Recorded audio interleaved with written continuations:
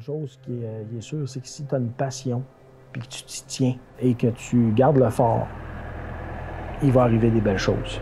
Ce qui est important, c'est d'y croire, puis de ne pas abandonner aux moindres vagues, parce qu'il va en avoir des vagues. Mais si tu y crois, puis tu tiens le cap, bien, normalement, il va arriver des belles choses.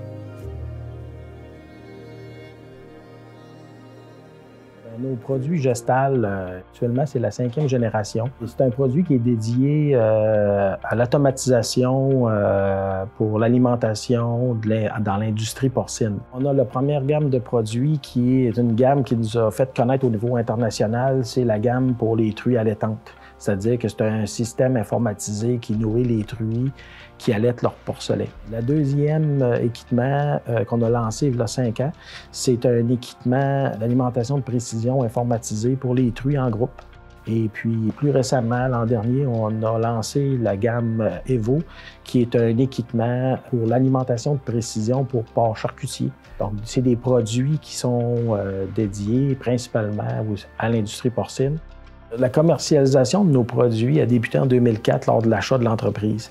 Et on est arrivé en 2006 avec la première gamme, on va dire, issue des élevages Aldo, qui était le Gestal FM, donc une unité avec communication sans fil. C'était commercialisé principalement au Québec.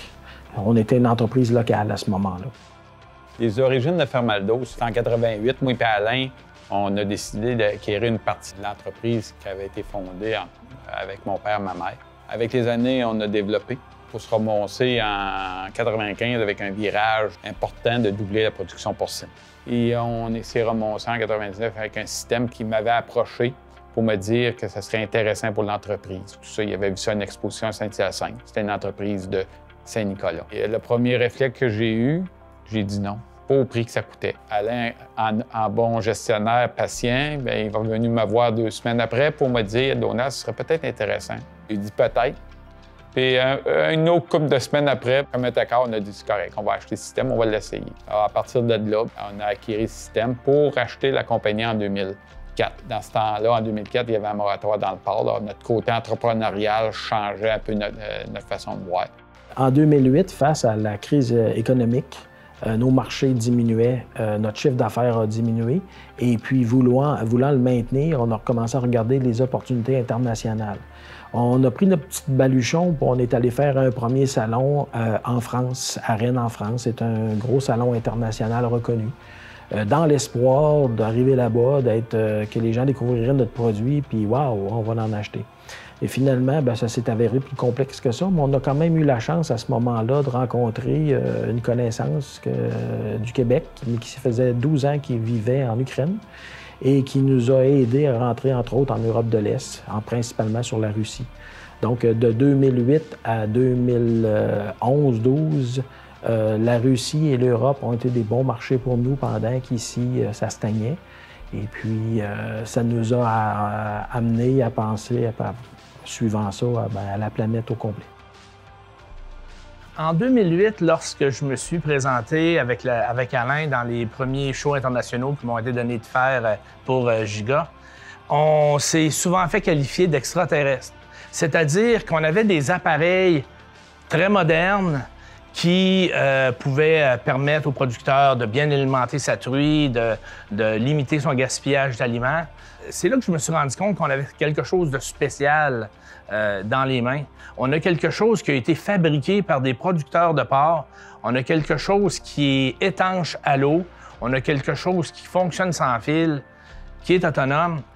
Depuis 2008, on a développé les marchés à l'international, ce qui fait qu'aujourd'hui, on retrouve des produits Gestal dans 34 pays. Gestal, avec les employés qui travaillent à l'international, on peut parler d'une équipe d'environ 60 personnes.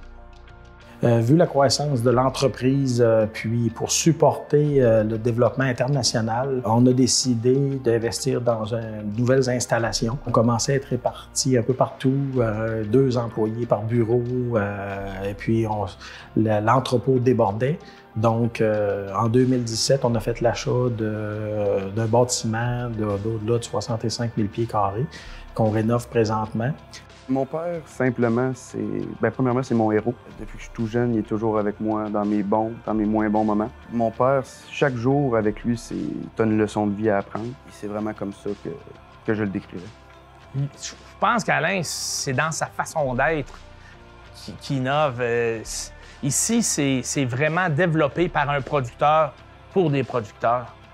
Contrairement à d'autres entreprises où est-ce que c'est l'ingénierie qui va créer des produits, puis ensuite de ça, on va les mettre en marché. Ça se passe pas comme ça. Ici, c'est le contraire. Avant d'être un employeur, c'est vraiment un humain avec un grand cœur qui désire que les gens se sentent bien autour de lui puis qui aime travailler pour l'entreprise. Et ce côté humain-là, c'est quelque chose que je crois qu'en affaires est très important. Et puis ça, il me l'a inculqué dès un très jeune âge. Donc ça, pour moi, c'est vraiment un côté inspirant de mon père. C'est un gars posé, puis c'est sa force. Puis ça, ce côté-là, c'est ma faiblesse. Alors, à partir de là, le développement de Giga aujourd'hui, c'est son bébé. Puis c'est officiel que c'est un homme de famille. L'équilibre dans la vie personnelle puis familiale, premièrement, j'ai dû avoir une conjointe qui a été très compréhensive. Dans le développement de notre entreprise, je vais vous avouer que il y a eu une période de 7 ans où les seules vacances que je prenais, c'était 3 jours par année. Ma conjointe m'a supporté dans ça. De m'impliquer dans les loisirs de mes enfants, c'est-à-dire que ce soit comme entraîneur de soccer, de hockey, de m'impliquer dans certaines activités communautaires, m'ont permis aussi de me sortir la tête dans des moments où c'était plus difficile d'avoir des échappatoires comme ça. Puis honnêtement, il n'y a rien de mieux pour se sortir de tes problèmes d'entreprise que d'avoir un groupe de 18 jeunes joueurs de hockey de 11-12 ans sur une glace, puis il faut que tu t'en occupes, puis il faut que tu les actives. Alain, c'est un passionné. C'est quelqu'un de humble. Puis c'est mon frère. Je suis un peu émotif, là. Je pense que c'est la plus belle réussite, à part de mes enfants puis mon couple, de m'associer avec lui. On est dans un processus déjà de l'intégration de la 3e génération. C'est quand même une fierté pour nous, Donald et moi, de voir nos enfants se greffer graduellement à l'entreprise. Pour moi, l'entreprise, au niveau familial, c'est très important. L'entreprise en développement, ça se fait pas tout seul. On n'est pas peut-être qu'on est un chef d'orchestre, mais on joue pas tous les instruments. Et puis, on a besoin de très bons collègues. On a besoin des gens plus forts que nous dans plein des secteurs de l'entreprise. Puis, ces valeurs familiales-là, je pense, de l'entreprise, c'est une des forces qu'on a. Le souhait que j'ai pour Giga Technologies pour l'avenir, c'est de se maintenir et de devenir le leader incontesté au niveau international dans l'automatisation des fermes porcines. On mise sur une affaire très importante, c'est notre savoir-faire, notre connaissance profonde de notre domaine pour rester un joueur majeur. Puis je le répète, on vise vraiment à être les leaders dans notre domaine.